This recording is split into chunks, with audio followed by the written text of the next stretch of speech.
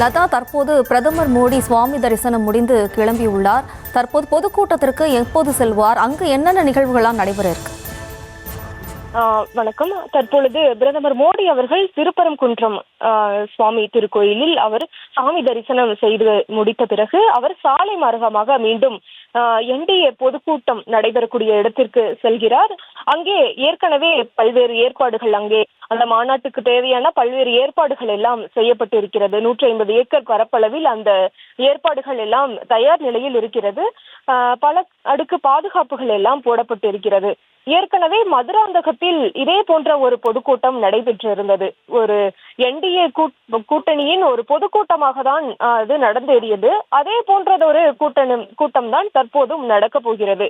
அதில் பிரதமர் மோடி மேலும் என்டிஏ தேசிய ஜனநாயக கூட்டணியில் இருக்கக்கூடிய கூட்டணி கட்சி தலைவர்களும் பங்கேற்று சிறப்புரையாற்ற இருக்கிறார்கள். எனவே இது ஒரு மக்கள் பிரச்சார பொதுக்கூட்டமாக தான் இது அமைய இருக்கிறது. ஏற்கனவே மதுராந்தகத்தில் இது போன்றதொரு நிகழ்வு நடைபெற்று இருந்தது. தற்பொழுது தென் மாவட்டத்தை மையப்படுத்தி மதுரையில் இத்தகைய ஒரு நிகழ்வு முன்னெடுக்கப்பட்டு இருக்கிறது.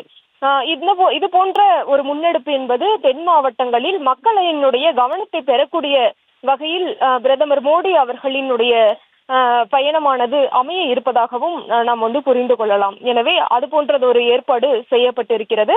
இந்த நிகழ்வில் பங்கேற்கக்கூடிய பிரதமர் மோடி அவர்கள் பல்வேறு விஷயங்களை பேச இருக்கிறார். முக்கியமாக திருப்பரங்குன்றத்திற்கு அவர் சென்று வந்திருக்கக்கூடிய நிலையில மதுரை மண்ணினுடைய முக்கிய ஒரு அம்சமாக திருப்பரங்குன்றம் இருந்து வருகிறது. எனவே அந்த கோயிலில் இருக்கக்கூடிய சிறப்புகள், அதே போல தீபத்தூண் விவகாரம், இது போன்ற விஷயங்களையும் மக்கள் மத்தியில் எடுத்து கூறுவார் என்ற ஒரு எதிர்பார்ப்பு இருக்கிறது.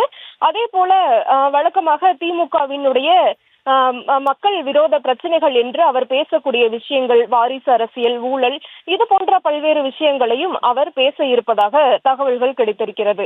அதே போல பார்த்தோம்னா கூட்டணி கட்சிகளை சார்ந்தவர்களும் ஒரு சேர மேடை ஏற இருக்கிறார்கள்.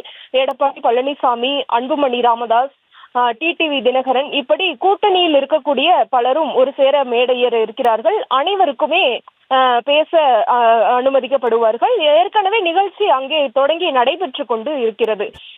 முக்கியமாக சிறிய சிறிய கட்சிகளை சார்ந்தவர்கள் எல்லாம் அங்கே ஒருபுறம் பேசிக்கொண்டுதான் இருக்கிறார்கள். எனவே பிரதமர் மோடி அவர்கள் சென்று அந்த கூட்டத்தில் கலந்து கொள்ள இருக்கிறார். அவர் சென்ற பிறகு இபிஎஸ், அன்புமணி ராமதாஸ் உள்ளிட்ட முக்கிய நிர்வாகிகள் எல்லாம் பேச இருக்கிறார்கள். எனவே பிரதமர் மோடி அவர்களும் கலந்து கொண்டு மக்கள் மத்தியில் உரையாற்ற இருக்கிறார். எனவே தென் மாவட்டங்களில் அவரினுடைய பயணம் என்பது ஒரு கவனம் பெற்ற ஒன்றாகவே இருந்து வருகிறது. ஏனென்றால் அதிமுக வலுவாக இல்லாத ஒரு இடம் என்றெல்லாம் பல்வேறு பிம்பங்கள் கட்டமைக்கப்படக்கூடிய நிலையில அதனை உடைக்கக்கூடிய வகையில பிரதமர் மோடி அவர்களின் பயணமானது அமையும் என்ற ஒரு எதிர்பார்ப்பானது இருக்கிறது.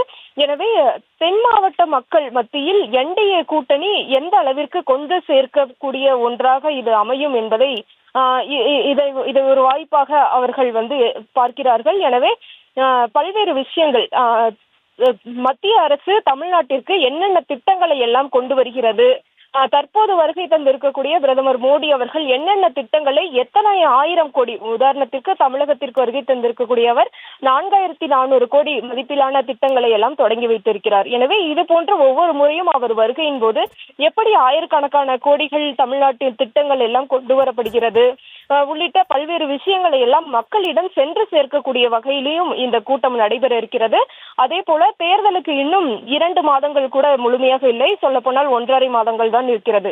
எனவே தொடர்ச்சியாக அடுத்தடுத்து பிரதமர் தமிழகத்திற்கு வருகை தர இருக்கிறார். முக்கியமாக மார்ச் 11ஆம் தேதியும் வருகை தர இருக்கிறார். திருச்சியில் பொதுக்கூட்டம் நடைபெற இருக்கிறது. எனவே என்டிஏ ஒரு பொதுக்கூட்டமாக இது நடைபெற இருக்கக்கூடிய நிலையில கட்சிகளை எல்லாம் ஒருங்கிணைத்து ஒரு பணியை மேற்கொள்ளக்கூடிய விதமாக இது நடைபெறுகிறது. எனவே வழக்கம் போல அந்த மதுராந்தகத்தில் எப்படி ஒரு கூட்டம் நடைபெற்றதோ அதே போன்றது ஒரு கூட்டம் தான் மதுரையிலும் தற்போது ஏற்பாடுகள் செய்யப்பட்டு பொதுக்கூட்டமாக நடைபெற இருக்கிறது.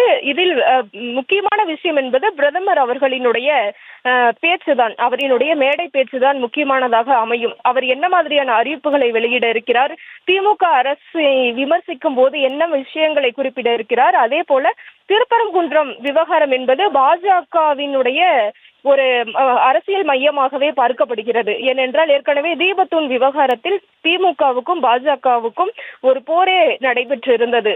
எனவே அந்த விவகாரத்தை அவர் கையில் எடுப்பதற்கான அந்த வாய்ப்புகள் இருக்கிறது. அதற்கேற்ற வகையில்தான் இப்போ தற்பொழுது கூட திருப்பரங்குன்றம் கோயிலுக்கு சென்று வந்திருக்கிறார். எனவே திருப்பரங்குன்றம் கோயில் சாமி தரிசனம் செய்துவிட்ட அவர் நேராக அந்த பொதுக்கூட்டம் நடக்கும் இடத்திற்கு தான் செல்கிறார். எனவே அங்கே செல்லக்கூடிய அவர் அந்த கூட்டத்தில் பங்கேற்று அந்த தீபத்தூண் விவகாரத்தில் திமுக அரசு செய்தது என்ன, அவர்களினுடைய வாரிசு அரசியல், ஊழல், இது போன்ற பல்வேறு விஷயங்களையும் அவர் முன்வைக்க இருக்கிறார். மேலும் மத்திய அரசு தமிழ்நாட்டிற்கும் முக்கியமாக தென் மாவட்டங்கள், மதுரை இது போன்ற இடங்களுக்கு செய்த நலத்திட்டங்கள் என்ன என்பதையெல்லாம் எடுத்து கூறி ஒரு வாக்கு கேட்கக்கூடிய ஒரு கூட்டமாக தான் இது அமைய இருக்கிறது.